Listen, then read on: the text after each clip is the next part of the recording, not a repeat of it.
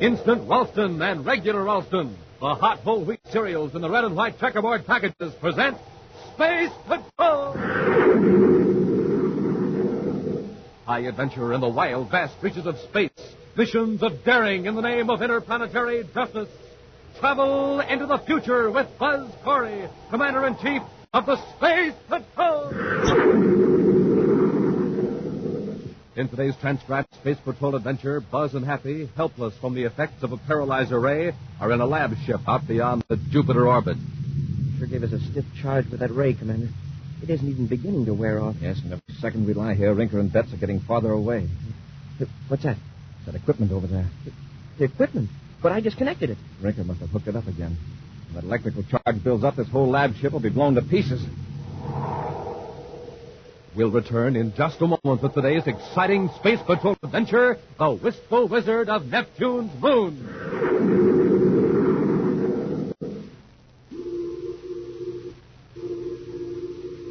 Attention, Space Patrol, prepare for invasion! Prepare for invasion! Hey, stop the whistle, stop the bells, hold everything. That's no invasion. That's a gang of Space Patrollers trying out their new monoview outer space helmets. This is Captain Dick Tufeld, Space Patrollers, right here to tell you all about the new and sensational monoview outer space helmet. The terrific helmet all of you can have for your very own. A whole foot high. It's got a sensational one-way eye plate that you can see out of, but nobody can see you. And when you look out that magic strata viewer, it's just like looking out at another planet. Everything has a strange and weird purple glow. It's built for real Space Patrollers, too. It has 2 full-size, real-for-sure-looking oxygen tanks and tubes printed on, and a gleaming lightning flash hood. Now, just think of the fun you can have with a monoview outer space helmet of your very own. And here's how to get it. Just buy a box of good hot Ralston. Then with your name and address, send 25 cents in coin and the instant or regular Ralston box top to Space Patrol, Box 686, St. Louis, Missouri. That's Space Patrol, Box 686, St. Louis, Missouri.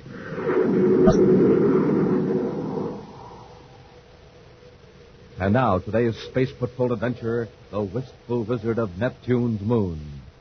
Commander Corry and Cadet Happy are making a brief tour of inspection of the spaceship emergency repair base on Neptune's second moon. In the routine life of the maintenance crew on this remote base, even an official inspection is regarded as a welcome relief from monotony. Right now, in the small recreation hall, the crew is putting on an informal home talent show in honor of Buzz and Happy. The 2 Space Patrollers are watching with amazement as an amateur magician completes a baffling trick. Hey, this guy is great. What's his name, sir? He was introduced as Wistful Wilbur, the Wizard of Neptune's Moon. He acts as though he didn't know what he was doing, but he's terrific. For my final trick, gentlemen, I'll need a volunteer from the audience. Will one of you men kindly come out here? Anybody. It won't matter because I've never tried this trick before in public. Cadet, would you mind? Me? Go ahead, Happy. Oh, okay, sir. Right out here, Cadet. What do you want me to do? Oh, just lie down on this bench. Sure, okay. And now, gentlemen, when I say the magic word, why, the cadet here will rise up in the air and stand there till I tell him to come down. Now, watch closely. Arcturus Kazan, rise.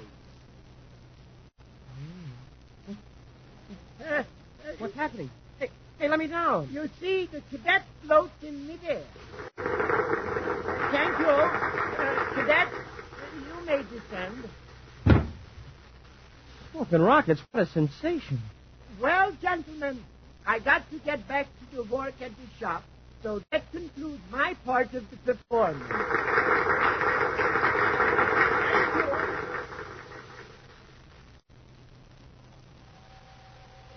Later that evening, in another part of the repair base on Neptune's second moon, 2 men wait in a neat, well-equipped shop.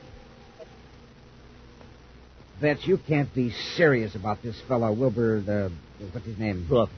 Wilbur Crawford, I tell you, Rinker, he's a wonder. What you've described is impossible. You've been taken in by a few sleight-of-hand tricks and optical illusions. He's just a good amateur magician, nothing more. Winker, haven't you heard of telekinesis, the control of physical objects by the human mind? Sure, the theory's hundreds of years old, but it's never been proved. Yeah, just the same, there are lots of intelligent scientists who believe it can be done. Yeah, maybe. But I'll have to see it to believe it. You saw it tonight in the recreation hall. A trick, an illusion. All right, have it your way. But you'll have to admit that Wilbur Crawford would be mighty useful to us if he can move objects without touching. You seriously think he could take that microfilm from Lauren Wilson without Wilson being aware of it? That's right. And without being suspected. Suppose Crawford won't agree to try it. Leave that to me. Hey, Tom, let me do this stuff. The Wistful wizard of Neptunes moon. Sorry it took me so long to get here, gentlemen. I had a hard time getting away from the gang at the rec hall. That's all right, Crawford. Hey, nice act you put up. Oh, it's nothing really. But you gentlemen didn't come here to discuss the magic acts, did you? You said something was wrong with some of the instruments? Yeah, that's right, Crawford. The calibration is all off. The calibration? Why, that's impossible. I checked them carefully on the testing equipment right here. Yes, Crawford, the calibrations match perfectly when you run them. Unconsciously, your mind controls those instruments. They register exactly what you as a skilled machinist know they should register, even when they're out of adjustment. Let's face it, you have a strange and rare power that can move solid objects just by thought. Yes. Isn't that right? Yes, but please don't tell the foreman. I wouldn't be able to work here. Crawford, how would you like to work for Mr. Rinker and me? You mean you're willing to take a chance on me? Sure. We'll take you to Neptune tonight. You can fly to Terra in style. In a space flight passenger special. That sounds wonderful. Terra. Is that where your headquarters is? No, but we'll meet you there. There's a little side job we'd like to have you do on the way.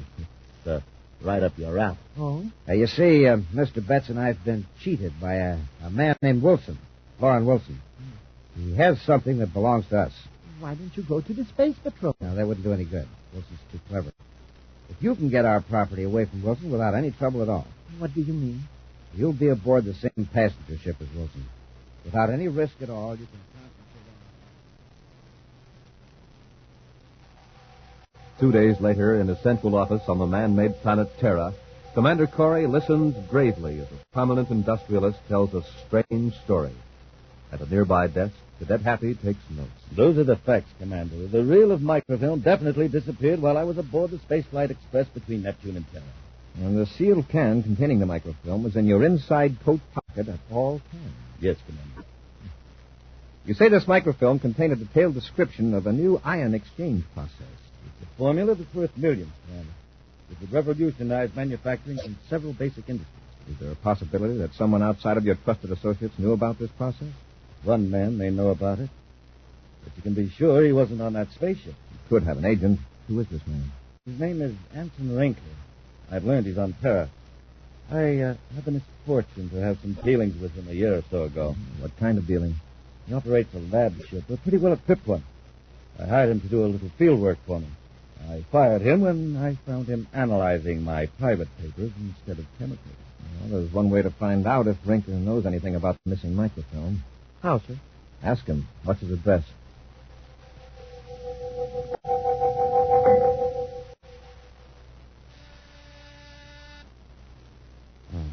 Bet you expecting anyone? No. Maybe it's a client. Maybe you and Crawford better step into the next room. Sure, Mr. Rinker. Leave the door ajar, Betts. If this turns into a business deal, I'd like to have a witness. Sure, Rinker. I get it. Oh. Yes, gentlemen? I'm looking for Anson Rinker. That's me. Something wrong? I'd like to ask you a few questions. I'm Commander Corry. Yes, Commander. Come in. Thanks. Come on, Happy. Yes, sir. Rinker, do you know Lauren Wilson? The manufacturer? Yes. Nothing happened to him, I hope. He was robbed. Oh? Surely you don't think that... If you know nothing about the robbery, then you wouldn't object to taking a brainograph test. A brainograph test? Now, see here, I Commander. guarantee that we'll ask you only one question. I'll tell you what it is right now. Do you have any knowledge of the theft of a roll of microfilm belonging to Lauren Wilson? Now, will you come down to headquarters and submit to that one question on the brainograph? Well, this comes as somewhat of a shock as being suspected of such a crime. I'd like Yeah, to that's not- think about it. We've got to get Mr. Winkle out of there. But if that microfilm is really Mr. Winkler's and not Mr. Wilson's, the brainograph will prove it. Don't you see? Wilson and Corry are in a conspiracy. Wilson will use his money and influence to show that he's just the victim instead of the real thief. And you'll be arrested along with poor Mr. Winkle. But I didn't do anything wrong. I was only helping Mr. Winkler get his own property back. Just try to prove that. Look, we've got to stop Corry. But they're armed. Now, yes. But I think you could do something about them. Not, Prophet? You want me to... Right. Now, stop thinking. How about it, Mr. Winkle? Are you coming with us? I'll ask my partner. Betts, should I go along? I don't think it will be necessary, Mr. Winkler. Thank you, Betts. I'm staying here, Commander. You had your chance to come willingly, Winkler. Keep them both covered, Happy. Yes, sir. Commander, my ray gun's gone. And yours is gone, too, isn't it, Commander? However, Mr. Betts is armed. Get so Winkler, Hap. Let him have it, Betts. Splendid work, Betts. You too, Crawford. You disarmed them from clear across the room. Now, come on, let's get to our ship and blast off while Corry and the cadet are unconscious. We'll return to Space Patrol in just a moment. Ready, Captain Phelps? Got your helmet? Helmet set. Eye plate in place? Check. Oxygen tanks full up? Check again, Space Patroller. Then helmets on and let's go. Yes, sir, Space Patrollers. We're off on a trip to the Purple Planet. How do we get there? Just by putting on our Monaview outer space helmets. And, gang, when you put on your own space helmet, you'll be looking out on another world. A weird, strange purple planet. You can look out, but that magic one-way eye plate won't let anybody else see in.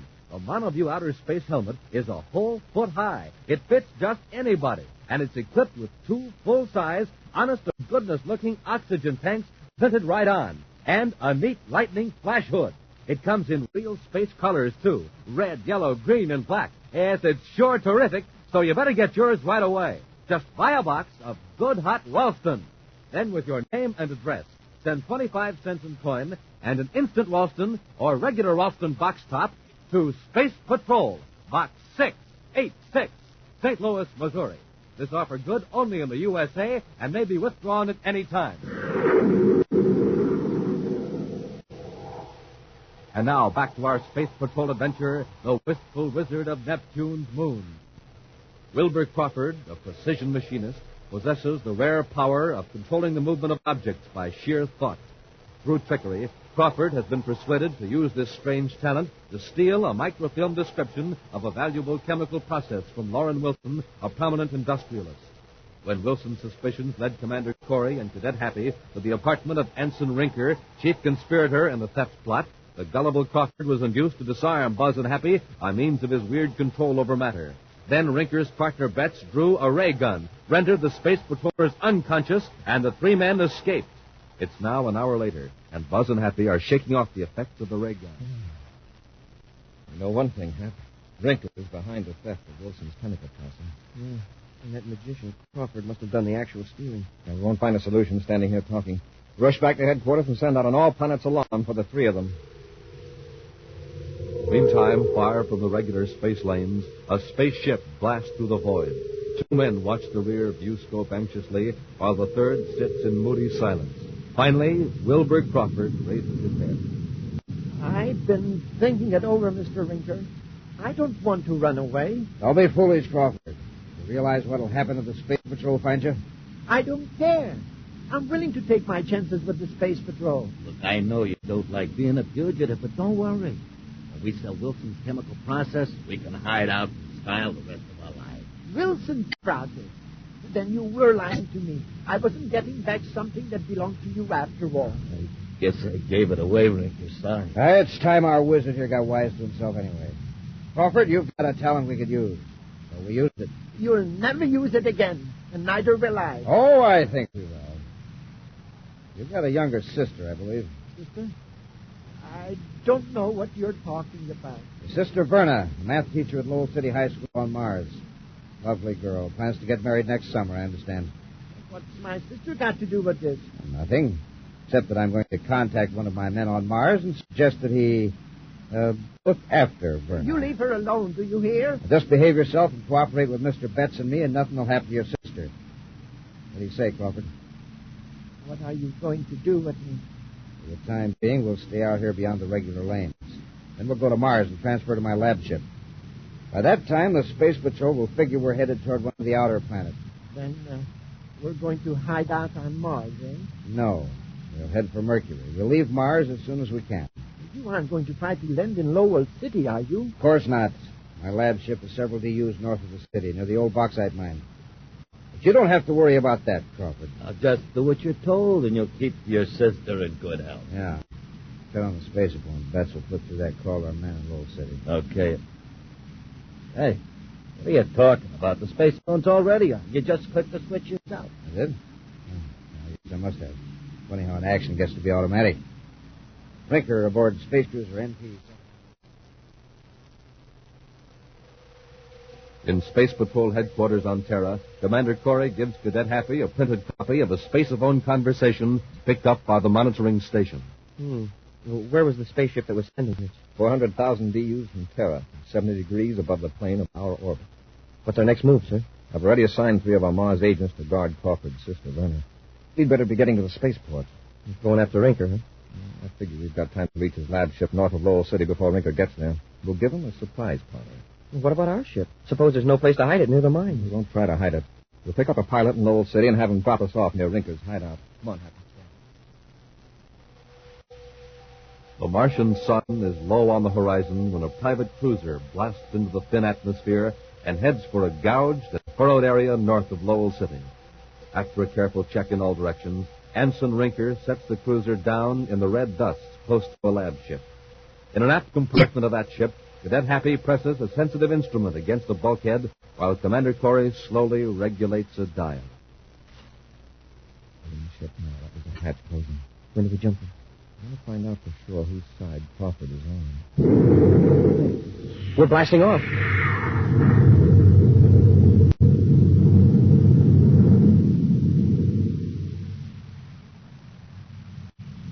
Just make yourself comfortable here in this compartment, Crawford. Wait if you like. A long way to Mercury, the Vector with me. Why can't I go up to the control compartment? Because Mr. Rinker thinks you'll be better off back here where you can't see the instrument. Something wrong, Rinker? Plenty. Then let's get back to the control. Well, the ship's okay. It's on automatic. But the Space Patrol's onto us. Huh? I just got a spaceophone message from a man who was to pick up Crawford's sister. That's the Space Patrol is guarding her. Our man was almost captured. I don't get it. How'd they find out where we were going to? Unless Wonder Boy here. Sure, he turned our spaceophone transmitter on when we were in the other ship. I might have known it. Crawford, I ought to You not better not bet. The Space Patrol knows everything now. You don't have a chance. I'm not giving up that. They don't know everything. They'll be looking for the lab ship. Now, what is... Hold it. Huh? Don't let Crawford know what we're going to do. With that remote control mind of his, there's no telling what he can do. Oh, you're right. Well, I'll just fix that. There, he can't do anything when he's unconscious. Now, here's what Working now, huh? Yeah, I'll turn up the gain. That little scout ship will move. Sure it will. Put up with the Wistful. Just leave him, you know. Uh-huh. But we'll make sure he won't give us any more trouble. There are a lot of chemicals in the lab compartment, enough to blow this ship apart. You think that we'll rig up something to blow up the ship after we get away. And I know just the gadget to time the explosion. Come on. Those murdering rats. Now's the time to get them. Wait, Happy. They know this lab layout. We don't. If we rush them now, they may try something desperate. Moments pass, tedious moments that seem like hours. Then, through the sonic detector, Buzz and Happy hear voices again. Now's the time to cut loose in the scout ship. No, not yet. Put a few more hundred DUs between us and Mars. All right, Happy. Let's get to the lab compartment. Bring the sonic detector along. Yes, sir.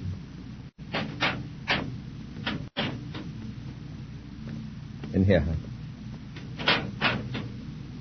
Shut the door. Is this what they're going to blow their ship up with? What they plan to use. This device here builds up an electrical charge very gradually, and at a steady rate. When it reaches a certain intensity, the charge is released into these chemicals. Wow. Sort of a time bomb. Exactly. Pull that switch, Happy. Yes, sir.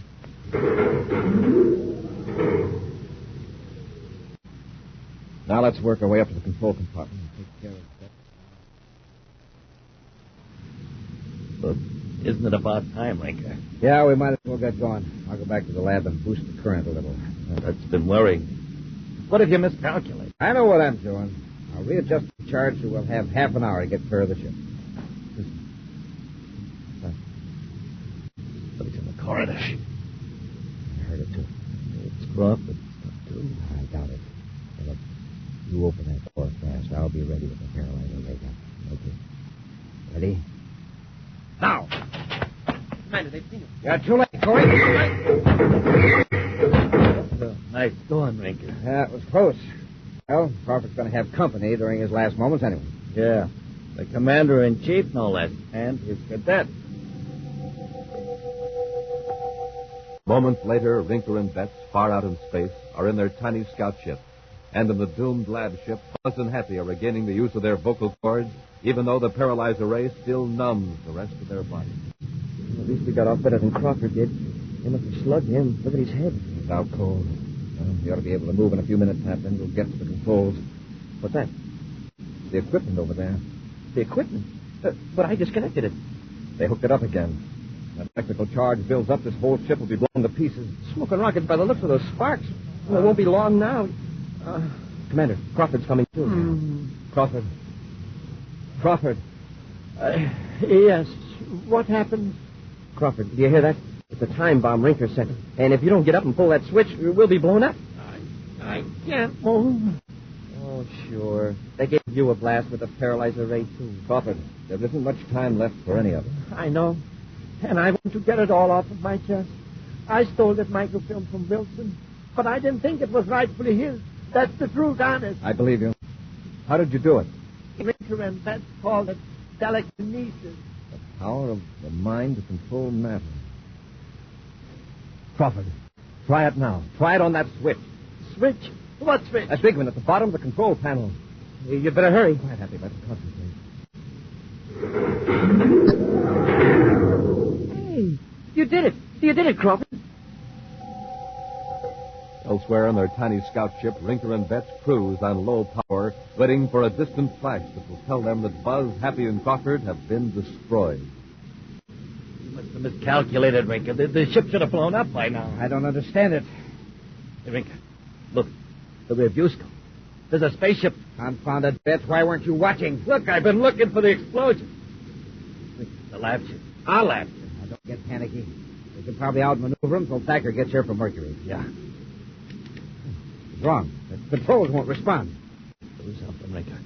Corey's almost close enough to pull us in with the magnetic holding field. What's the matter with these controls? Commander Corry aboard lab ship ML-284. Holding Anson Rinker aboard scout ship. Cut your power.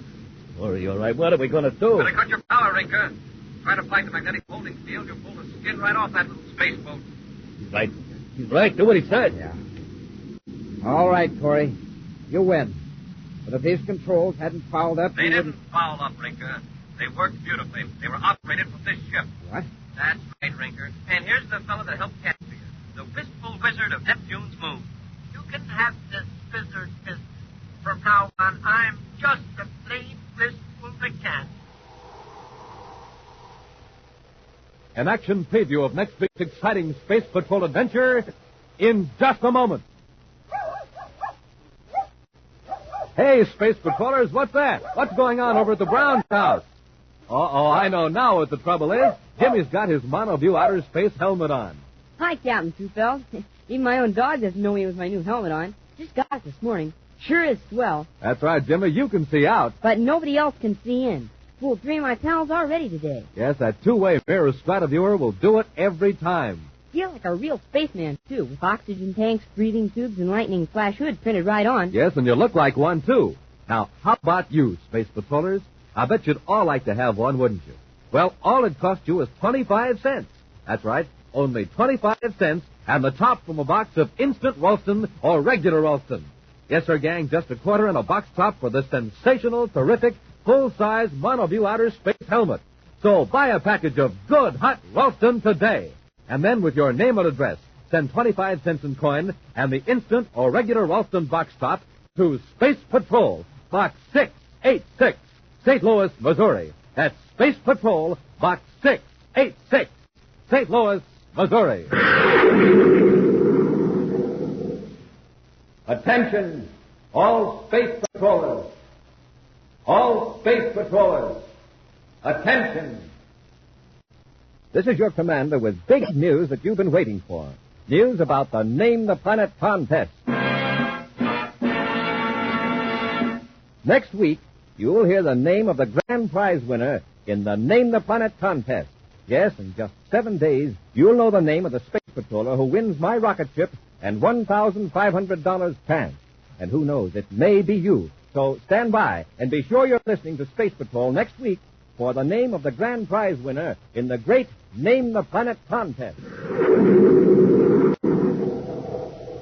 Now, a preview of next week's exciting Space Patrol adventures. Commander Corry, at the controls of the Terra 5, pilots the ship close to a strange, disc-shaped object floating above the planet Venus. Cadet Happy is on the disc in a spacesuit, reporting to the commander by spaceophone. Can you make anything out of those controls and instruments, Happy? Well, no, sir. They're nothing like you'd find in a spaceship or artificial satellite. And besides, they're not even connected. The disc seems to be defying gravity. Now, don't touch anything, Hap. You see, these wires are just hanging loose. It looks like they've been yanked away from... Hey, Commander, what's wrong? The disc is falling toward Venus. Be sure to join us next week for the thrilling story in The Claw of Venus, when Instant Ralston and Regular Ralston again present Space Patrol! Space Patrol, created by Mike Moser, starring Ed Kemmer as Commander Corry and Len Osborn as Cadet Happy, was written by Lou Houston, produced and directed by Larry Robertson, executive producer Mike Devery. Other players were Bela Kovach, Norman Jolly, Ken Mayer, and Stephen Robertson. Dick Tufeld speaking. Now, don't forget to tune in next Saturday and every Saturday when Instant Ralston and Regular Ralston again present Space Patrol!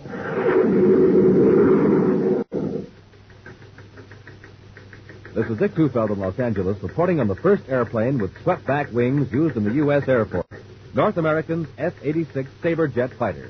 In a moment, we'll hear from George Welch, the famous test pilot on the Sabre jet. The Sabre is 37 feet long, weight 8 tons. Wings are swept back at a 35-degree angle. Top speed more than 650 miles per hour. Now, George Welch recorded at Edwards Air Force Base. I was lucky enough to fly the F-86 Sabre jet for the first time. The first time up, or the 50th, every flight is important. That's why I have to keep in top shape. I like to eat good food with lots of energy in it. Rice Chex and Wheat Chex meet that test, and they taste exactly right. I think you'll like them, too. No other cereal, puffed or flaked, contains so much nourishment in such concentrated bite-sized form.